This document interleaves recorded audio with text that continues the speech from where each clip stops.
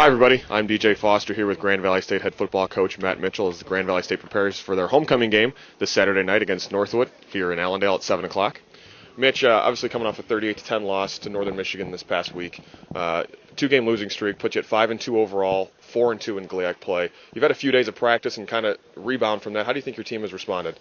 Well, I think we got to bounce in our step to come back and go to work. I mean, I think there's bits of challenges that have been presented this season, but our guys have addressed that and kind of step up. So with the situation we're at with the quarterback position, put a little bit more pressure on our offensive line and our running game heading into this game, and then obviously defensively. We got to play better defensively, and we're not going to be scoring 51 points a game or whatever we're averaging heading into that. It's not going to be the reality of the situation, so our defense got to step up and play better than it has. Obviously, Isaiah Grimes missed last week with an injury. He was injured late last week, so that kind of put you in a bind.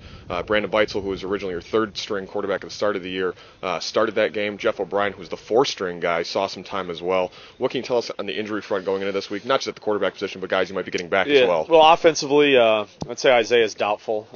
We're going to see where he's at possibly Saturday, but we probably put him in the doubtful category. Mike Rattay is probably doubtful too for the game on the offensive side of the ball. Other than that, I think we should be pretty much healthy.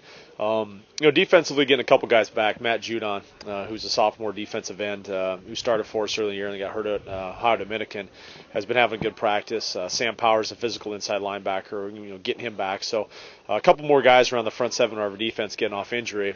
Still no Jared Cox, probably still no Ryan Pettis, and some of those other guys, seniors. Just don't have very many seniors on the defensive side of the ball, period, and two of them missed most of the season with Ryan Pettis and Jared Cox. So that leadership is, again, on the field plays we've missed, but there's some leadership things we've missed. Jared's a good leader for us and hasn't been out there much, and so getting these guys back, hopefully we get them back this week and then moving a week forward can help us because we're going to have to play better on defense, especially with where we're at the quarterback situation. Northwood started this year 4-0. They've lost their last three games. They're all conference games, so they're 3-3 in GLIAC play. But all three of their losses to Wayne State, Saginaw, Valley State, and Michigan Tech were all within 10 points. So they've been certainly competitive.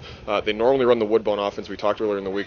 They've completely switched out of that. Talk about their offense and what kind of challenges they present. It's a little bit more balanced offense. They're throwing the ball much more than they ever had before with Aaron Shavers. He's a very good quarterback, very good player overall. He beats you with his arm and with his feet, and they're getting more wide receivers involved than they had before too. So still have some option principles involved, but there's more balance, and there's also more just designed runs that go to a specific guy. And so I think that's what you're seeing, a little bit more of an offense that is not just based on running the ball. And in past years, we've had success against Northwood because we've done a good job of shutting down the run, but they're more diverse now, and so that's put a little bit more challenge in our defense in the previous scheme.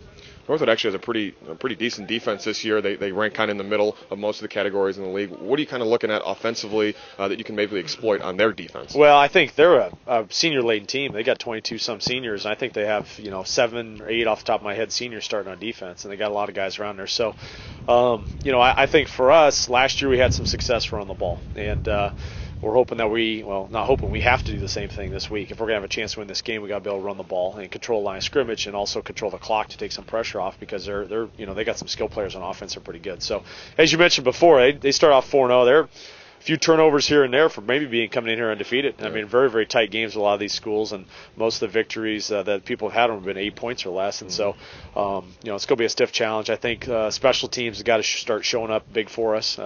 If we're going to, struggle a little bit on the offensive side of the ball, we've got to get some field position for offense and defense. So we're not having to, drive 90 yards with the offense, and also conversely try to give us some field position on defense. So we're not working on short field. So really been hammering that too, which has been a strength of this team. We got to do great on the special teams end of things to help out this team. In the first 7 games this year, Mitch, you have outscored your opponents in the first half by 90 points. In the second half of games, you're being outscored by 28 points. Obviously, it's important to get off to a fast start. How much more important is that this week? Well, I think it's important to get a lead and try to have a 2-score lead, especially heading into halftime the second quarter, just based on where we're at with our offense.